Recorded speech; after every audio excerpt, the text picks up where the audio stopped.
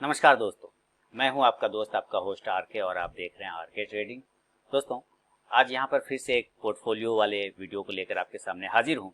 देखेंगे, एक व्यूवर ने मुझे अपना पोर्टफोलियो भेजा है। हम लोग उस पोर्टफोलियो का एनालिसिस करेंगे पूरा और देखेंगे, जैसे पिछला वाला पोर्टफोलियो एनालिसिस हम लोगों ने किया था और उनके मिस्टेक्स को बताया था कि आपने क्या मिस्टेक्स किया है अपने पोर्टफोलियो में, किस तरह की स्टॉक्स को आपको रखना चाहिए। ये सब चीज़ें मैंने उनको बताया था इस वीडियो के माध्यम से। तो उसी क्रम में ये दूसरा एक पोर्टफोलियो आया हुआ है मेरे पास, मेरे एक व्यूअर का। और इस पोर्टफोलियो को देखकर हम लोग ये अंदाज़ा लगाएंगे, ये सीखने और समझने की कोशिश करेंगे कि एक अच्छा पोर्टफोलियो में क्या क्या खासियत होना चाहिए और उसमें क्या क्या आप इम्प्लीमेंट कर सकते हैं। तो सबसे पहले हम लोग मुबारकबाद देंगे इनको एक बेहतरीन पोर्टफोलियो के लिए। देखिए, ये 18 तारीख को इन्होंने भेजा था, 18 अगस्त 2020 को। और इन्होंने इन्वेस्ट किया है 11,410 रुपए और 13,16,000 का उस दिन के हिसाब से प्रॉफिट चल रहा था। और कल तक इनका प्रॉफिट और भी इंक्रीज हो गया होगा, 19 तारीख तक में इनका प्रॉफिट और भी इंक्रीज कर गया होगा। 2,15,000 का नेट प्रॉफिट तो उस दिन था, 2,15,994 का। लेकिन कल मुझे लगता है ये 3 लाख 3 लाख के आसपास इनका जरूर कल 19 अगस्त तक इनका प्रॉफिट हो चुका होगा। तो सबसे पहले मुबारकबाद दूंगा इनका नाम अभिजीत है। पूरा नाम मैं नहीं बोलूंगा, नहीं तो हो सकता है कुछ चीज़ें लोग छिपाना भी चाहते हैं, मतलब जो व्यूअर होते हैं ना, वो कुछ छिपाना चाहते हैं कि मेरा चीज़ किसी को पता नहीं चले। तो मैं टाइटल नहीं बताऊंगा उनका, बल्कि सिर्फ नाम बता देता हूँ। अभिजीत है इनका नाम और इन्होंने अपना पोर्टफोलियो मेरे पास भेजा है। बहुत बहुत मुबारक अभिजीत जी आपको, सबसे पहले हैंडसम रिटर्न के लिए, अच्छे प्रॉफिट के लिए। कुछ स्टॉक्स इन्होंने सेलेक्ट किए हुए हैं और एक स्टॉक्स नहीं, इनके पास बहुत सारे स्टॉक्स हैं। देखिए, ये एक पेज हुआ, ये सेकंड पेज हुआ। इस एक पेज में देखिए इनके पास बाटा इंडिया है, सीएट है, हिंडाल्को है। दूसरा स्क्रीनशॉट में Hind Unilever, ICICI bank, Infosys, Ipca lab, JK cement, jubilant food है। उसके बाद KEC, LT finance, LNT, united spirit, Mphasis है। उसके बाद है Nilkamal, PVR, RBL bank, रो लिमिटेड, सनोफी, शक्ति पंप और उसके बाद टीसीएस, टाइटन है, यूपीएल। टोटल 23 स्टॉक्स हैं टोटल। यानी कि इनके इन पोर्टफोलियो में टोटल नंबर ऑफ स्टॉक्स जो है वो 23 है। ठीक है, 23 स्टॉक्स है मेरे ख्याल से। हम लोग गिन लेते हैं फिर से, है ना। 1 2 3 4 और ये 5, सनोफी 5 हो गया। और 6 7 8 9, नीलकमल 9 हो गया। 10 11 12 13 14 15 16 17 18 19 20 यानी 20 हो गए हिंद यूनिलीवर, हिंडाल्को 21, सीएट 22 और Bata India 23। Total number of stock 23 है। यानी ये 23 स्टॉक्स का इनका पोर्टफोलियो है, 23 स्टॉक्स का पोर्टफोलियो है। और इन्वेस्टेड अमाउंट जो है इनका वो कुल मिला के 11 लाख है। इन्वेस्टेड अमाउंट क्या है? 11 लाख के लमसम में इन्होंने इन्वेस्ट किया। इकाई, दहाई, सैकड़ा, हजार, 10,000, लाख, है ना। और ये हो गया 11 लाख। क्लियर? तो 11 लाख इन्होंने 3 4 3 7, देखिए 3 3 6 7, 11 लाख इनका इन्वेस्ट है 18 अगस्त 2020 तक में। ये 18 अगस्त को इन्होंने मुझे भेजा था, 18 अगस्त को ये पोर्टफोलियो भेजा था। तो 18 अगस्त 2020 तक में जो है इनका इन्वेस्टेड अमाउंट कितना है? इनका इन्वेस्टेड अमाउंट है 11 लाख। रिटर्न कितना लिया हुआ है? 2,15,000 का इनको प्रॉफिट हुआ है। 18 तारीख तक में 2,15,000 का इनको प्रॉफिट हुआ है। टोटल रिटर्न माने टोटल जो है पोर्टफोलियो 13,16,000 के आसपास का इनका बन गया।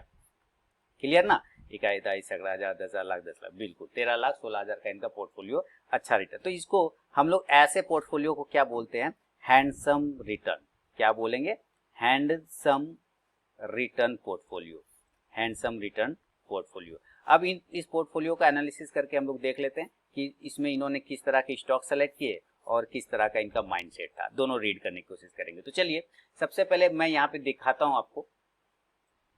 सबसे पहले हम लोग क्या देखेंगे इनका, कि इन्होंने जो स्टॉक सेलेक्ट किया ना, जो इन्होंने स्टॉक सेलेक्ट किया है वो किस तरह का स्टॉक्स है। यानी सबसे पहले हम इनके माइंडसेट को समझने की कोशिश करेंगे कि ये किस तरह के इन्वेस्टर हैं। तो माइंडसेट इनका क्या बताता है कि किस तरह के माइंडसेट, कैसे पता चलेगा किसी भी इन्वेस्टर का माइंडसेट कैसे पता चलेगा? उनके पोर्टफोलियो के स्टॉक्स को देखना है। तो हम शुरुआत करते हैं इनके पोर्टफोलियो को स्टॉक। सबसे पहला स्टॉक आप देख रहे हैं इनके लिस्ट में है बाटा इंडिया का स्टॉक। ठीक है, अब बाटा इंडिया का स्टॉक है। अब ये आपको ये समझना है कि बाटा इंडिया किस चीज में काम करता है। क्या करता है बाटा इंडिया? आप लोग सोचिए। तो आप कहेंगे फुटवियर बनाती है, बहुत बढ़िया, फुटवियर बनाती है। तो आपको ये भी समझना कि ठीक है भाई, ये तो फुटवियर बनाती है, क्या बाटा इंडिया से बड़ा भी कोई कंपनी है फुटवियर बनाने वाली? क्या बाटा इंडिया के सामने कोई ऐसा दूसरा लीडर है जो फुटवेयर में आगे आता है? तो आप कहेंगे है भाई, क्यों नहीं है, रिलैक्सो है ना, रिलैक्सो आता है, बिल्कुल है ना। तो अब यहाँ पे फिर सवाल उठता है कि ठीक है रिलैक्सो तो है, लेकिन क्या रिलैक्सो बाटा से बड़ा है? तो आप कहेंगे नहीं, बाटा बड़ा है, बाटा इज द बेस्ट, इस कैटेगरी में बाटा का कोई मुकाबला नहीं है। तो सबसे पहले तो इन्होंने बाजी कहाँ पे मारा, ये कि इन्होंने जो बाटा सेलेक्ट किया है, ये अपने सेक्टर का एक लीडर उठाया गया है, बाटा। बहुत ही शानदार, बहुत ही शानदार। चलिए, तो एक चीज यहाँ देखा, उन्होंने दूसरा स्टॉक उठाया सीएट। कौन सा स्टॉक उठाया? सीएट। आप लिस्ट है सामने में आपके खुला हुआ, आप देखिए दूसरा स्टॉक कौन सा है, सीएट लिमिटेड को इन्होंने उठाया। सीएट क्या करती है भाई? सीएट हम क्या करती है, टायर बनाती है। दैट मीन्स अब देखिए माइंडसेट की बात कर रहे हैं। सबसे पहले इन्होंने फुटवियर को सेलेक्ट किया, यानी किस कैटेगरी को सेलेक्ट किया, फुटवियर कैटेगरी को सेलेक्ट किया, ठीक है। और दूसरा सेलेक्ट क्या किया, टायर से। तो हम यहाँ पे लिखते हैं इनका एक कैटेगरी आ गया फुटवियर, यानी कंजप्शन आप ले सकते हैं, जो कंज्यूमर लोग यूज करते हैं। सेकेंड इन्होंने सेलेक्ट किया है टायर कंपनी, ठीक है, टायर, ये भी यानी कि अलग सेक्टर। तीसरा इन्होंने सेलेक्ट कर लिया है हिंडाल्को। अब हिंडाल्को में आ गया, क्या आ गया, मेटल सेक्टर। सबसे पहले हम ये देख रहे हैं कि ये इतना अच्छा इन्होंने काम किया, इस काम, हालांकि और भी बेहतर हो सकता है, मैं बताऊंगा इन्होंने थोड़ा सा मिस्टेक क्या किया है। चौथा इन्होंने क्या किया है कि फुटवेयर अलग, एक ही सेक्टर से दो स्टॉक्स इन्होंने नहीं उठाए, एक ही सेक्टर से दो स्टॉक्स इन्होंने नहीं उठाए, हर सेक्टर से अलग अलग एक एक स्टॉक उठाया, एक सेक्टर से दो स्टॉक इन्होंने नहीं उठाया। सबसे बढ़िया काम तो इन्होंने ये काम किया। देखिए आगे बढ़ता हूं, हिंद यूनिलीवर और ICICI bank, Infosys, Ipca lab, JK cement, jubilant food. अब यहाँ पे इन्होंने सेलेक्ट किया है Hind Unilever, that means FMCG को सेलेक्ट कर लिया है, ठीक है। पांचवा कौन सा सेक्टर लिया, आईसीआईसी बैंक, यानी कि बैंकिंग सेक्टर को सेलेक्ट किया है, अलग अलग सेक्टर उठाया है। छठा इन्होंने इन्फोसिस यानी कि आईटी सेक्टर को लिया है। सातवां इन्होंने इप्का लैब लिया, यानी कि फार्मा को भी इन्होंने सेलेक्ट किया हुआ है, बहुत बेहतरीन। और आठवां इन्होंने लिया है जेके सीमेंट, यानी कि इंफ्रा वाले सेक्टर को इन्होंने सेलेक्ट कर लिया। इंफ्रा, जेके सीमेंट किस में आता है, इंफ्रा सेक्टर में आता है। चल, ये अच्छी बात है, इंफ्रा से लिया। अब 8 हो गए। नौवां सेक्टर इनका कौन सा है ये देखेंगे। अच्छा, जुबलियन फूड फिर इन्होंने सेलेक्ट कर लिया, जुबलियन फूड। आप देखिए यहाँ पे ध्यान से, जुबलियन फूड भी सेलेक्ट है। तो जुबलियन फूड क्या आ गया, एफएमसीजी में आ गया, ठीक है। तो एफएमसीजी से इसके दो स्टॉक अभी तक निकल के आए, एफएमसीजी में दो स्टॉक, बाकी सब जगह से एक अभी तक नजर आया, सिर्फ एफएमसीजी में दो स्टॉक आ गए। कौन से, हिंद यूनिलीवर और जुबलियन फूड। अच्छा आगे बढ़ता हूं, अभी हम लोग फिर इसका अगला पेज देखेंगे। तो KEC, L&T finance, LT, United spirit, FMCG में तीसरा स्टॉक्स भी ऐड हो गया, यानी कि यूनाइटेड स्पिरिट, यानी 3 स्टॉक एफएमसीजी में आ गए, बहुत बढ़िया। एलटी इंफ्रा का स्टॉक्स है, इसमें एक स्टॉक और बढ़ गया, 2 स्टॉक आ गए, ठीक है, कोई बात। एम्फासिस आईटी में चले गए, एम्फासिस कहाँ आते हैं, आईटी में, तो आईटी में 2 स्टॉक्स हो गए, ठीक है। केईसी इंटरनेशनल शायद ये वायर बनाती है ना, कृष्णा इलेक्ट्रिकल, है ना, वो वायर बनाती है ना, वो कंजम्पशन वाले में चला जाएगा, कंजम्पशन, ठीक है। इसमें से एक स्टॉक्स इन्होंने केईसी को लिया हुआ है, बहुत बढ़िया, एक स्टॉक्स को ही इन्होंने लिया हुआ है। 10वां इन्होंने कौन सा स्टॉक्स लिया है, 10वां स्टॉक्स है इनका इधर नीलकमल, ये भी कंजम्पशन में बेहतरीन है, ठीक है। उसके बाद पीवीआर, ये देखिए ये चला गया सिनेमा हॉल वाले में, पीवीआर जो चला गया है सिनेमा हॉल, इसको क्या कह सकते हैं आप, रिटेल मान सकते हैं ना, पीवीआर शायद रिटेल में ही आता है ना, मेरे ख्याल से तो वो रिटेल सेक्टर में होता है पीवीआर। आरबीएल बैंक, बैंकिंग में बढ़ गया, कहाँ गया, बैंकिंग, यहाँ बैंकिंग में आरबीएल बैंक और आईसीआईसी बैंक आ गया। सनोफी, शायद सनोफी फार्मा सेक्टर है, फार्मा में फिर इनका आ गया। अभी शक्ति पंप, ये चले गए अब वेदर मानसून के तरफ, क्योंकि मानसून में क्या होता है, किसान खेती किसानी करता है, पंप की जरूरत पड़ती है, तो शक्ति पंप वहां पे मेन है।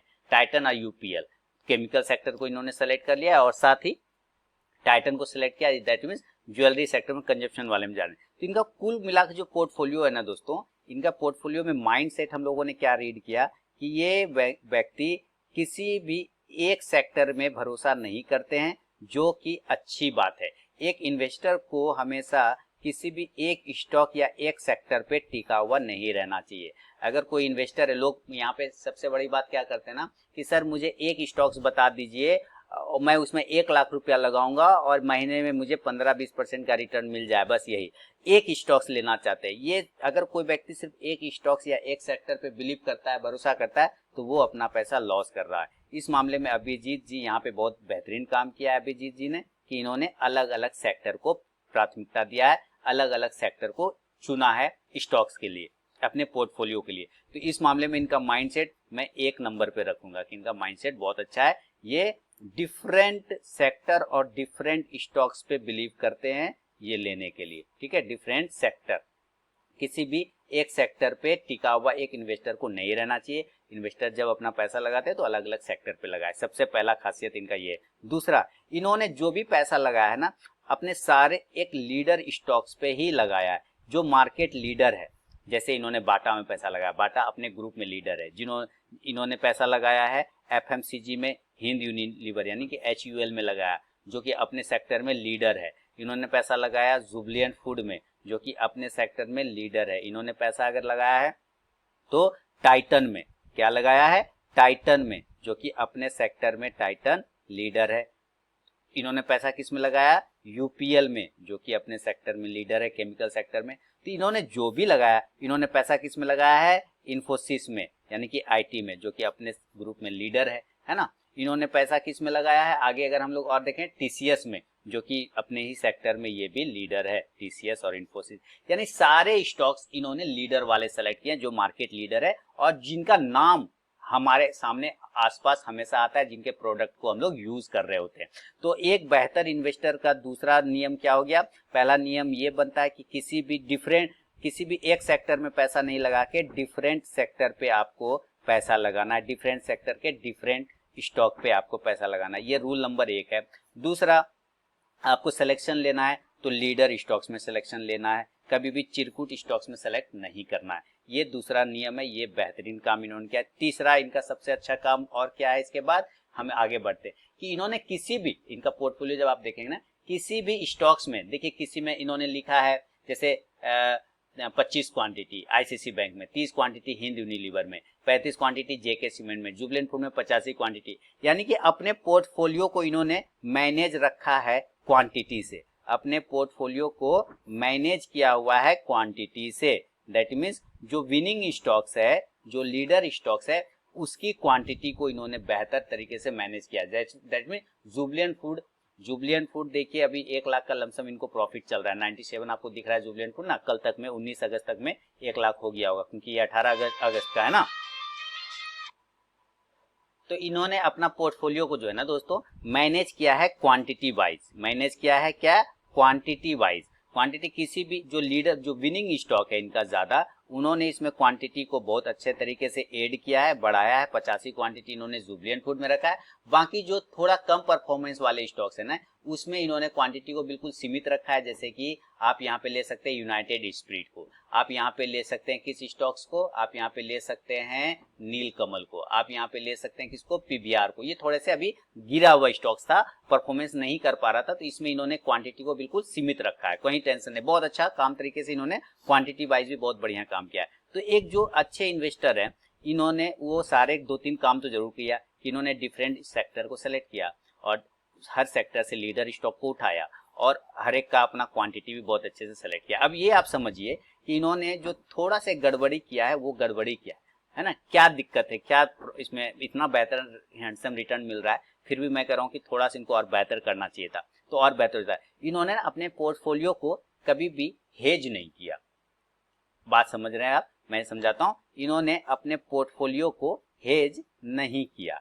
अब कहेंगे हेज कैसे होता है, देखिए लोग यहाँ पे कॉल पुट को खाली हेज करते हैं, लोग समझते हैं कि कॉल पुट जो है ना वही हेजिंग होता है। ये जो है ना, ये अंधविश्वास, फैलाया हुआ अंधविश्वास है कि कॉल पुट लेके हेज करते हैं, वो फैलाया हुआ अंधविश्वास। अपने पोर्टफोलियो को जब हेज करना होता है तो आप कॉल पुट लेते हैं, बहुत अच्छी बात है, लेकिन ये साधारण लोग करते हैं। मैं कैसे करना चाहूंगा, आपको पता है कि जब मार्केट अप साइड चलता है तो हमारा गोल्ड का प्राइस डाउन साइड आता है। ये चीज आपने फील किया होगा। आपका आंसर होगा यस, आपका जवाब होगा यस, हाँ ऐसा होता है। तो इसका मतलब जब मार्केट नीचे आएगा तो गोल्ड प्राइस ऊपर जाएगा, आपका जवाब आएगा यस। इन्होंने एक भी गोल्ड वाला स्टॉक्स या ईटीएफ नहीं रखा, यानी इन्होंने एक भी ईटीएफ को अपने पोर्टफोलियो में शामिल नहीं किया। अगर ये अपने पोर्टफोलियो में ईटीएफ को शामिल कर लेते, किसी भी गोल्ड ईटीएफ को, तो आपको पता है कि गोल्ड ने पिछले 6 महीने में जो रिटर्न दिया है, किसी भी स्टॉक्स ने वैसा रिटर्न नहीं दिया।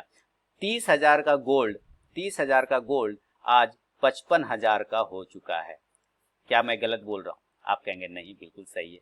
30,000 का गोल्ड 55,000 का हो चुका है। दैट मीन्स अपने पोर्टफोलियो में अगर अभिजीत जी एक गोल्ड का ईटीएफ डाल लेते, तो इनका अगर ये गोल्ड ईटीएफ, कोई भी एक गोल्ड ईटीएफ उठा के डाल लेते और उसके हिसाब से कुछ पैसे उसमें छोड़ देते, तो गोल्ड का जैसे जैसे रिटर्न बढ़ा है, इनका ईटीएफ का भी रिटर्न उसी तरह बढ़ता और इनका पोर्टफोलियो भी ऊपर की साइड में और बेहतरीन रिटर्न दे सकता था कि नहीं? मैं आपसे जवाब चाहूंगा।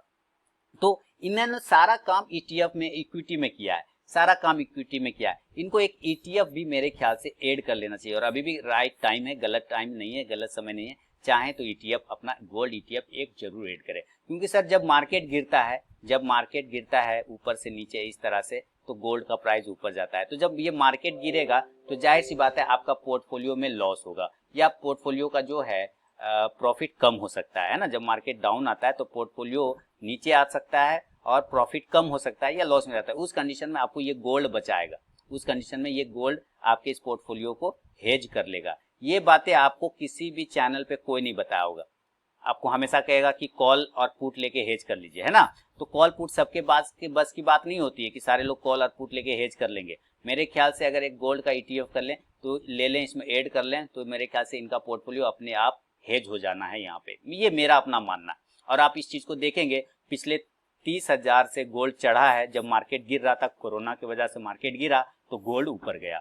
30,000 से गोल्ड पहुंच गया 55,000 पे। गया कि नहीं गया? आप कहेंगे गया। तो इनका पोर्टफोलियो भी और शानदार रिटर्न दे सकता था कि नहीं? आप कहेंगे बिल्कुल दे सकता था। तो ये एक विनिंग ट्रेडर का माइंडसेट है कि अलग डिफरेंट सेक्टर पे पैसा लगाया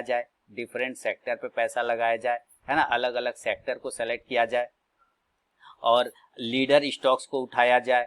साथ ही जो विनिंग स्टॉक है उसमें क्वांटिटी को बढ़ाया जाए, विनिंग स्टॉक्स में क्वांटिटी को ऐड किया जाए, है ना। इसमें क्वांटिटी को ऐड किया जाए, प्लस किया जाए। और साथ ही एक ईटीएफ भी अपने पोर्टफोलियो में जरूर इनको ऐड करना चाहिए। ये एक माइंडसेट होता है। गोल्ड का ईटीएफ भी आपको रख के चलना चाहिए, एक बेहतरीन रिजल्ट यहाँ पे दे सकता है।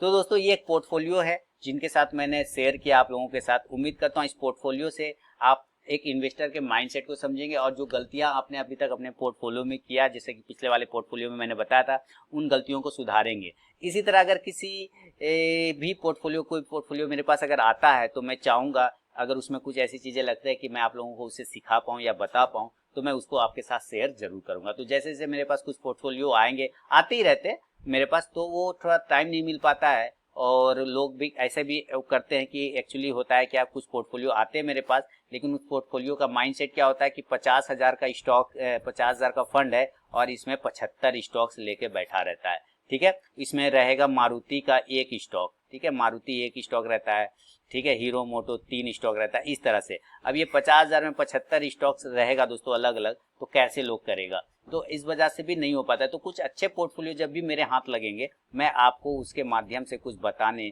कुछ समझाने की कोशिश करूंगा, उनकी गलतियों को बताने की कोशिश करूंगा या उनके अच्छे चीज़ों को बताने की कोशिश करूंगा। अगर वो काम अच्छा, जैसे कि अभिजीत जी ने अच्छा काम किया, मैंने इनको बताया कि ये विनर ट्रेडर है, विनर इन्वेस्टर है।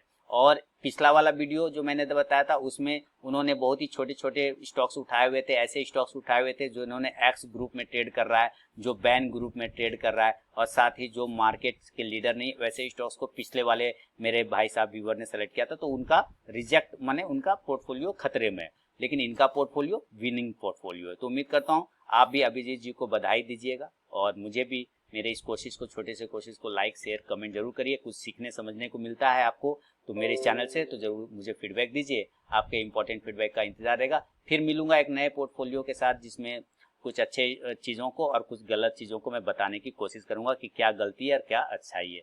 तो मिलता हूँ नेक्स्ट वीडियो में दोस्तों, तब तक के लिए बहुत बहुत धन्यवाद।